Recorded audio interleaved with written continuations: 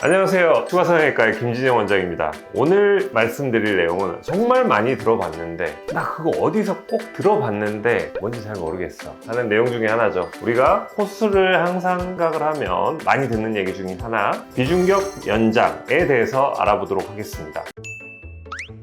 한 번이라도 코 상담을 받아보신 분들은 비중격이라는 단어를 한 번쯤은 들어보셨을 거예요. 상담을 받으러 가는데 너 비중격이 많이 휘어 있으니 어떻게 해야 되고, 아니면 코끝을 세울 건데 비중격 연고를 사용을 해야 되고 방법은 비중격 연장을 할 거다, 이런 말까지를 많이 듣게 되는데, 그럼 도대체 비중격이 뭔지 알아야겠죠. 비중격이라고 하면 중격, 쉽게 생각해서 벽이라고 생각하면 됩니다. 누구나 두 개의 콧구멍을 가지고 있죠. 그 콧구멍을 통해서 코 안으로 연결되는 통로가 두 개 있는데 그 사이의 벽을 비중격이라고 합니다.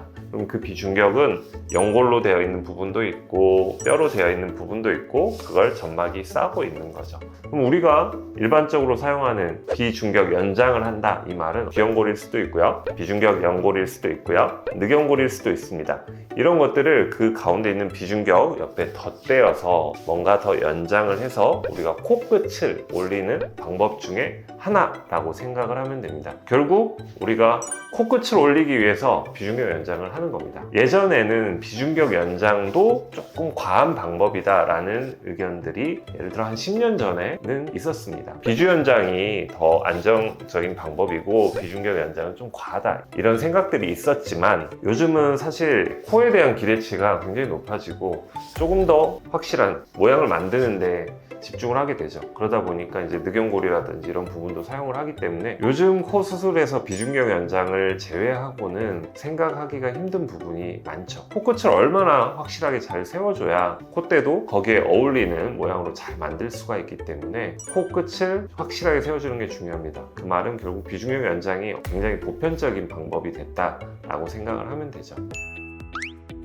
그렇다면 비중격 연장이 이런 수술인데 비중격 연장이 뭔가 부작용이 있을 것 같다, 뭔가 무서워, 비중격 연장을 하면 코가 휘어, 코가 너무 딱딱해, 아니면 콧구멍이 너무 작아져서 불편해, 이런 불만들이 나오게 됩니다. 실제로 일어날 수 있는 일들이고요. 그러면 비중격 연장을 하면 무조건 이렇게 되냐, 아니면 잘 하게 되면 이런 것들을 피할 수가 있느냐, 그게 중요하겠죠. 일단 우선 비중격이 많이 휘어있는 경우에 그 휘어있는 걸 교정을 하지 않고 비중격 연장만 하게 되면, 예를 들어 비중격이 이렇게 휘었는데 연장을 하면 이런 방향으로 연장이 되겠잖아요. 그러면 코끝이 많이 휘어 보이는 경우가 생기고 이 휘어있는 안쪽으로는 콧구멍이 좁아지는 현상이 더 심해지겠죠. 그러니까 비중격이 많이 휘어있는 경우에는 그걸 확실하게 교정하는 게 필요합니다. 그래서 요즘은 CT의 중요성도 높아지고 있고요. 저 같은 경우도 대학병원에 있을 때부터 이비인후과랑 협업을 많이 해서 비중격 만곡증을 많이 치료하고 그거에 따른 미용 성형을 많이 했습니다. 그때 경험이 많이 도움이 됐는데요. 비중격이 휘어있는 거를 두고 비중격 연장을 하는 거는 그 휘어짐을 더 심하게 만들 수 있는 방법이기 때문에 확실하게 잘 교정할 수 있는 수술이 필요합니다.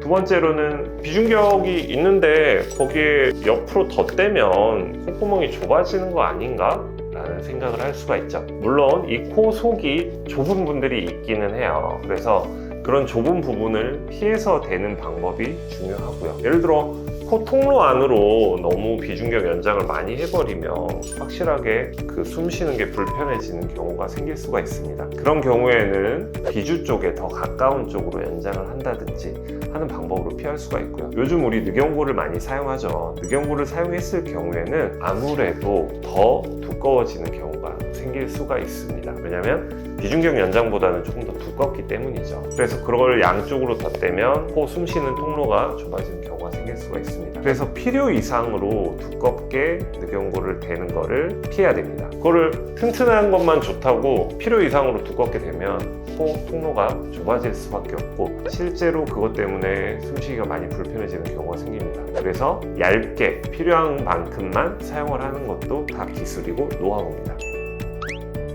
그럼 비중격을 채취를 한다든지 아니면 비중격이 휘어있는 걸 교정, 비중격 만곡증을 교정을 한다든지 하면 내 비중격이 없어지는 건데, 그러면 비중격이 다 없어지는 건가요? 그러면 내 코가 주저앉지 않을까요? 기둥이라면서요. 그런 생각을 할 수가 있겠죠. 비중격 망곡증을 교정을 한다든지 아니면 비중격 연골을 채취해서 코 성형에 사용을 한다든지 이런 경우에는 하중을 버티지 않을 정도의 것들만 좀 채취를 하거나 휘어 있는 거를 제거를 하는 경우들이 있습니다. 비중격 망곡증을 수술하는 것 자체가 그런 하중을 견디지 않는 부분을 제거를 해주고 나머지 부분을 펴주는 거기 때문에 수술을 위해서 사용하는 비중격을 채취하는 것도 마찬가지로 코 모양의 변형을 초래하지는 않습니다. 다만 너무 무리해서 욕심을 내서 채취를 한다든지 제거를 한다든지 그러면 하중을 버티지 못하고요. 심한 경우에는 주저앉는 경우도 생길 수도 있습니다. 그래서 그런 것들을 채취를 하더라도 문제가 없을 정도로 그러면 얼만큼 해야 되죠? 라고 하는 거는 사실은 많은 경험의 문제이기 때문에 보통은 1에서 1.5cm 정도는 놔둬야 된다 라고 얘기를 합니다. 그런 것들은 문제없이 하기 때문에 코를 세우더라도 힘을 최대한 방지를 할 수가 있는 거죠. 오늘은 비중격 연장에 대해서 얘기를 해봤습니다. 결국 비중격 연장이라는 거는 정말 하나의 방법으로 모두가 똑같은 곳에 연골을 대주고 똑같은 방법으로 높이고 그런 게 아닙니다. 연골 모양에 따라서 아니면 휘어있는 정도에 따라서 아니면 높이고자 하는 방향이나 만들고자 하는 코 모양에 따라서 너무 다른 방법들로 여러 가지 방법들로 하기 때문에 이건 나쁘다 이건 좋다의 개념보다는 정말 잘 활용했을 때에는 문제가 없이 좋은 효과를 낼 수 있다 라고 생각을 해야 됩니다. 그래서 비중격 연장을 할 때는 너무 과한 욕심을 부리지 않고 정확한 수술 방법으로 했을 때 최선의 효과가 나올 수 있고 그럴 때는 비중격 연장이 참 좋은 방법이다 라고 생각을 하는 게 맞습니다. 그래서 이런 걱정 혼자 하지 마시고 오셔서 진료를 받아보시고 계획을 같이 세우면서 코 수술에 대한 방향을 잡아가는 게 당연히 중요하겠죠. 오늘도 영상 봐주셔서 감사하고 오늘도 수고하셨습니다.